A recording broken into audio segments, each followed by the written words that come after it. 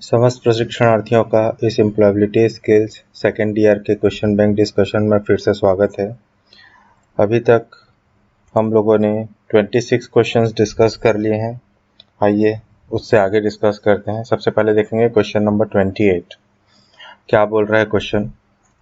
When you attend, जब आप जाते हैं किसमें? अ फ्रेंड्स वेडिंग, किसी दोस्त की शादी में जाते हैं विथ योर फादर, अपने पिताजी के साथ। मतलब जब आप अपने किसी दोस्त की शादी में अपने पिताजी के साथ जाते हैं, you may have to introduce your father to your friend. आपको अपने मित्रों से अपने पिताजी का परिचय कराना पड़ सकता है। यू मे हैव टू, परिचय कराना पड़ सकता है। And your friend to your father, और अपने दोस्तों का अपने पिताजी से भी परिचय कराना पड़ सकता है। यह किस प्रकार की सिचुएशन है, यह बोल रहा है। ठीक है, क्या ये एक एलिवेटर पिच है, एक फॉर्मल सिचुएशन है, इनफॉर्मल सिचुएशन है, या फिर एक एलिवेशन टोन है? ठीक है, ये जब भी कोई शादी ब्याह का माहौल हो, है ना, ये कोई ऑफिस का माहौल नहीं है, इंस्टीट्यूट का माहौल नहीं है, या आप अपने किसी सुपीरियर से नहीं मिल रहे हैं, है ना, तो ये है आपका एक इनफॉर्मल सिचुएशन। ओके, सो इसका करेक्ट आंसर होगा informal. What kind of situation it is? It is a informal situation, जहाँ पे आप अपने दोस्तों का अपने पिताजी से परिचय कराएंगे। पापा, ये मेरा दोस्त है, इसका नाम आशीष है, ये यहाँ काम करता है ना। अरे यार आशीष, ये मेरे पिताजी हैं, तो भी बोलेगा प्रणाम अंकल जी। ठीक, तो ये एक इनफॉर्मल सिचुएशन हुआ। Okay, next question. A quick self introduction is called. एक क्विक सेल्फ इंट्रोडक्शन क्या कहलाता है? सेल्फ इंट्रोडक्शन अपने आप में एक सेल्फ एक्सप्लेनेटरी वर्ड है। आप अपने आप के बारे में जब भी किसी को बताएं तो वो सेल्फ इंट्रोडक्शन है। पिछले वीडियो में हमने देखा था एक सेल्फ इंट्रोडक्शन का उदाहरण। आप अपने बारे में बताएंगे, है ना, आपने क्या पढ़ाई की है वो बताएंगे, आप अपनी हॉबीज़ के बारे में बताते हैं, एजुकेशन बैकग्राउंड के बारे में बताते हैं, अपने अचीवमेंट के बारे में बताते हैं, करिकुलर एक्टिविटी को करिकुलर एक्टिविटी के बारे में बताते हैं। ये सब आपका क्या हो गया? Self introduction. लेकिन एक क्विक सेल्फ इंट्रोडक्शन क्या कहलाता है? इसका सही आंसर है एलिवेटर पिच। चलिए पहले ये समझ लेते हैं एलिवेटर पिच क्या होता है। ठीक है, जैसे कि सपोज मुझे ग्राउंड फ्लोर से फर्स्ट फ्लोर में जाना है ना, तो मैं सीढ़ियों का इस्तेमाल कर सकता हूँ, स्टेप बाय स्टेप चढ़ूँ। पहला स्टेप, दूसरा स्टेप, है ना। पहले मैं अपना नाम बता दिया, ठीक, फिर बता दिया कि मैंने क्या पढ़ाई की है, फिर मैंने बता दिया भाई कि ये मेरी हॉबीज़ हैं, फिर मैंने बता दिया मेरे स्ट्रॉन्ग पॉइंट्स हैं। समझ रहे हो क्या बताना चाह रहा हूँ मैं आपको? फिर आपने अपनी अचीवमेंट्स बताई, करिकुलर एक्टिविटी बताई। ठीक, ऐसे करके आप अपने आप को इंट्रोड्यूस कराते हैं सिस्टमैटिक वे में, है ना। एक पोजीशन से आप दूसरे पोजीशन पहुंच गए। या फिर अगर आपको ग्राउंड फ्लोर से फर्स्ट फ्लोर में जाना है तो आप लिफ्ट का प्रयोग कर सकते हैं। ठीक, और लिफ्ट में बैठ के आप सीधे फर्स्ट फ्लोर पहुंच जाएंगे। ओके, तो यही है एक एलिवेटर पिच की, जिस प्रकार आप systematic step by step ground floor से फर्स्ट फ्लोर पहुंचते हैं, ये एक तरीका है। दूसरा है आप तेजी से अपने बारे में सब कुछ बता दें। ठीक है, दैट्स कॉल्ड एलिवेटर पिच। अब एक इंडिविजुअल को एलिवेटर पिच जब देना होता है, जब आप अपने बारे में बताएंगे, है ना, तो आप सीधा सीधा बात कीजिए कि भाई मेरी स्किल्स ये हैं, मैं इस चीज़ के लिए प्रोडक्टिव हूँ, है ना, और मेरे गोल्स यानी कि मेरा उद्देश्य ये है। ठीक है, जैसे ही आप किसी को एलिवेटर पिच देंगे, वो बहुत ही कम समय में आपके बारे में बहुत कुछ जान जाएगा। ठीक है, टारगेटेड बातें होती हैं एलिवेटर पिच में। सपोज आप गए एक कार शोरूम में काम करने गए हैं, आप है वहाँ पे एक टेक्नीशियन है ना। तो जब आप वहाँ पे जाएंगे, आप उनको ये नहीं बताएंगे कि मेरा नाम ये है, मुझे खाना पकाने का शौक है ना, मैं जब आईटीआई में था तो मैंने ब्लड डोनेशन कैंप में काम किया। ठीक, आप इस सिस्टमेटिक बताएंगे, वो अपनी पर्सनैलिटी को धीरे धीरे समझेगा। हो सकता है जॉब दे, हो सकता है ना दे, है ना। उसके जगह अगर आप एलिवेटर पिच यूज़ करेंगे, ठीक है, आप सीधा बताएंगे सर मेरा नाम ये है, मैंने इस ट्रे से डीजल मैकेनिक्स या मोटर मैकेनिक्स से आईटीआई की है, इसके पहले मैं ये फलाने फलाने जगह में इतने साल का मेरा अनुभव है ना, और मैं फलानी फलानी कंपनियों के इतने प्रकार के कंपनियों की मैं गाड़ी रिपेयर कर सकता हूँ, उनके इंजन के बारे में, नई तकनीक के बारे में मुझे अच्छे से आइडिया है। ठीक है, ये आपका स्किल्स हो गया। आपने बता दिया आप कौन कौन से टाइप का काम कर सकते हैं, है ना। अगर उसने पूछा कि भाई आप क्या करना चाहते हो भविष्य में, बोलना तो आप बताओगे कि भाई मैं सर जल्दी से टेक्नीशियन से प्रमोट होकर सुपरवाइजर बनना चाहता हूँ। ठीक, थ्रू द पॉइंट आपने अपने बारे में भी सब बता दिया है ना, और उसको समझ में आ गया पूरा चीज। ठीक, तो सिस्टमैटिक इंट्रोडक्शन ना होके अपने बारे में कम शब्दों में ज़्यादा जानकारी। एलिवेटर पिच सिर्फ आपके इंट्रोडक्शन के बारे में ही नहीं होता। एलिवेटर पिच किसी भी प्रोडक्ट या आइडिया, है ना, ऐसे किसी भी चीज़ के बारे में आप एलिवेटर पिच दे सकते हैं। ठीक है, एलिवेटर पिच का मेन सार क्या निकला बेटा? कम शब्द में ज़्यादा इंफॉर्मेशन। ठीक, क्लियर है ना? ओके, आगे बढ़ते हैं। As a customer sales executive in an electrical appliance showroom, है ना, ये एक शब्द पढ़िए इसको, कस्टमर सेल्स एग्जीक्यूटिव, मतलब कि किसी कस्टमर्स को आप सामान दिखाते हैं इलेक्ट्रिकल अप्लायंस के शोरूम में। ठीक है, जब आप बड़े बड़े बिग बाजार में जाते हैं, रिलायंस वगैरह के शॉप में जाते हैं, तो वहाँ पे बहुत सारे कस्टमर सेल्स एग्जीक्यूटिव होते हैं जो आपको दिखाते हैं, सर ये देखिए ये सामान नया है, ये सामान की ये खासियत है ना। Your greetings and introduction of your instructor to your supervisor shall be, आपकी ग्रीटिंग और इंट्रोडक्शन आपके इंस्ट्रक्टर का जो आपके नीचे काम कर रहा है, अपने सुपरवाइजर का जो आपके ऊपर काम कर रहा है, तो आपको अपने नीचे वाले को अपने ऊपर वाले से इंट्रोड्यूस कराना है, तो वो कैसा होगा? हमेशा फॉर्मल होगा। क्यों? क्योंकि एक ये वर्क प्लेस है ना। वर्क प्लेस में हम लोग हमेशा किस प्रकार से बात करते हैं? फॉर्मली। ओके, नेक्स्ट क्वेश्चन में आइए। Blank are the persons with very good behavior, achievement and lead as an example. वे कौन से लोग हैं, है ना, जो बहुत अच्छा व्यवहार करते हैं, जिनकी बहुत सारी उपलब्धि है और एक बहुत अच्छे उदाहरण के रूप में वो हमें लीड करते हैं, आगे रहते हैं हमसे।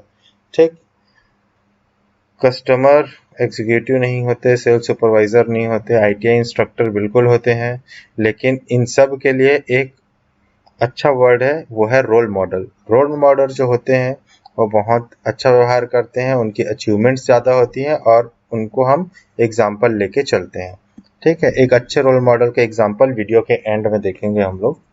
Okay, question number 31। Role models खालिस्तान people to follow them. Role model people को क्या बोलते हैं फॉलो कराने के लिए? एलिवेट करते हैं, इंस्ट्रक्ट करते हैं।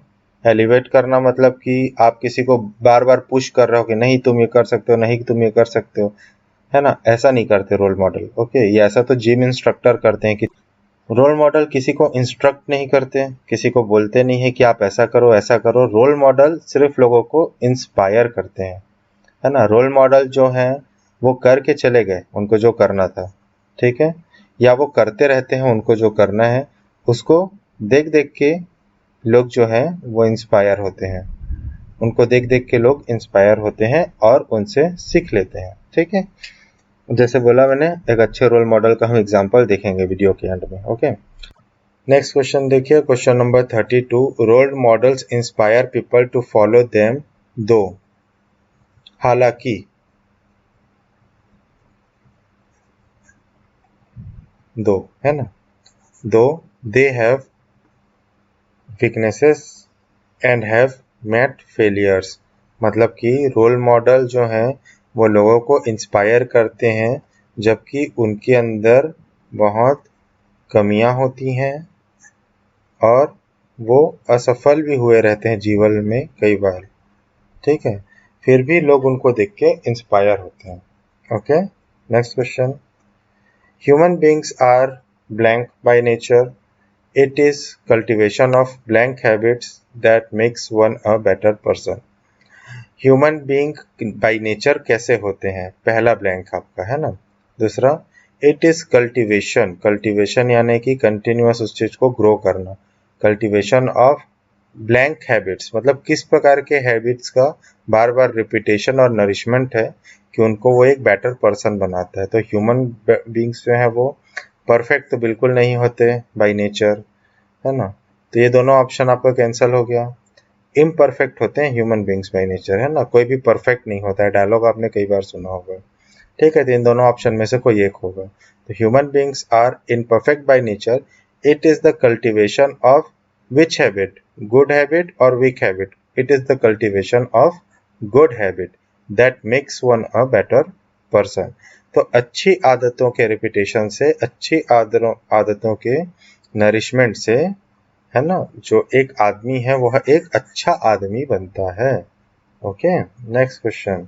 The set of imperfection in a person is called. किसी भी व्यक्ति के अंदर जो इम्परफेक्शन होती हैं, जो त्रुटियां होती हैं, उनके सेट को हम क्या कहते हैं? उनको हम लोग कहते हैं वीकनेसेस। किसी के अंदर जो भी कमियां होती है, उन सबको आप इकट्ठा कर लो तो वो उसकी क्या होती है? कमजोरी। और हमको क्या करना है? हमेशा अपनी कमजोरियों को लगातार दूर करते जाना है। जीवन में ग्रो करने के लिए, है ना, या पढ़ाई लिखाई में ग्रो करने के लिए, किसी भी चीज में अगर आपको ग्रो करना है, ठीक है, तो एक बहुत सिंपल फंडा है।